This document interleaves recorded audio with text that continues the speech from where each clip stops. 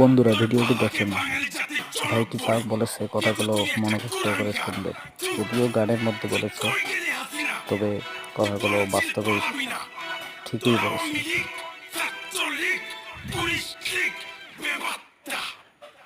আর শেষের কথাটা শুনে তো আমি অবাক। আমার এই ভিডিওটি ভালো লাগলে সাবস্ক্রাইব করে দেবেন।